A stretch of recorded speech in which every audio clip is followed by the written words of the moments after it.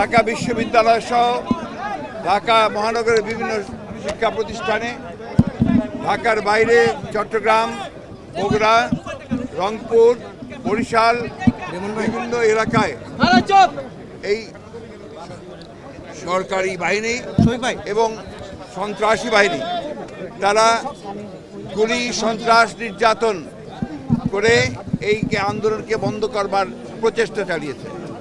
এর ফলে আপনারা দেখেছেন যে 7টি তরুণ তাজা প্রাণ শিক্ষার্থী নিহত হয়েছে। আপনারা দেখেছেন যে সাইদ রংপুরে কিভাবে তাকে সরাসরি গুলি করে হত্যা করা হয়েছে। এক ভয়াবহ এই রকম ঘটনা আমরা আমাদের জীবনে কখনো দেখিনি। আজকে অত্যন্ত দুঃখের সঙ্গে বলতে হয় যে এই ধরনের যে দমন নীতি, এই ধরনের যে নির্যাতন, এই ধরনের যে হত্যা, গুম করে যে সরকার আজকে জোর করে ক্ষমতায় টিকে আছে, ছাত্রদের একটা ন্যায়সঙ্গত দাবি শুধু কোটার ব্যাপারে, এটা তারা আলাপ আলোচনার মধ্যেই শেষ করতে পারত, কিন্তু শুধুমাত্র তারা জেদের কারণে আজকে তারা এই একটা হত্যাকাণ্ড ঘটিয়েছে এবং হত্যাকাণ্ডের তীব্র প্রতিবাদ আমরা জানিয়েছি।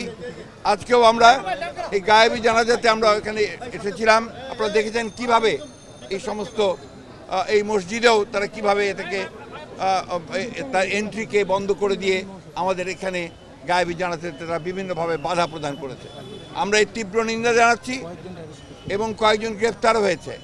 আমি গতকাল আপনারা দেখেছেন যে সম্পূর্ণ আগের মতো একটা নাটক সাজিয়ে আমাদের বিএনপির অফিসে কতগুলো আপনার সেই সমস্ত ককটেল, বোমা, লাঠি সোটা রেখে দিয়ে সেইখানে তারা আজকে ছবি তুলে আবার বিএনপিকে দোষারোপ করার চেষ্টা করছে।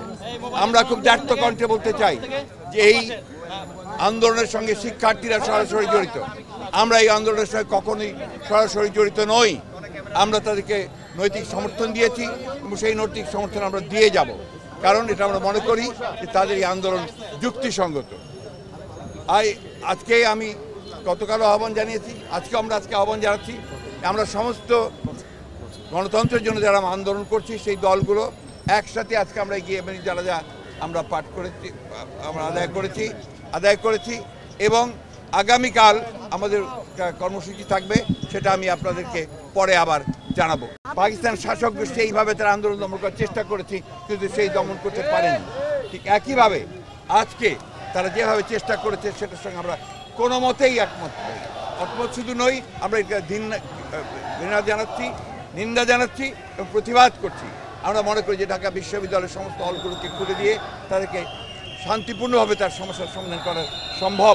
এটা সরকার ইচ্ছা থাকলে এটা করতে পারত, কিন্তু সরকার ইচ্ছাই সেটা নাই।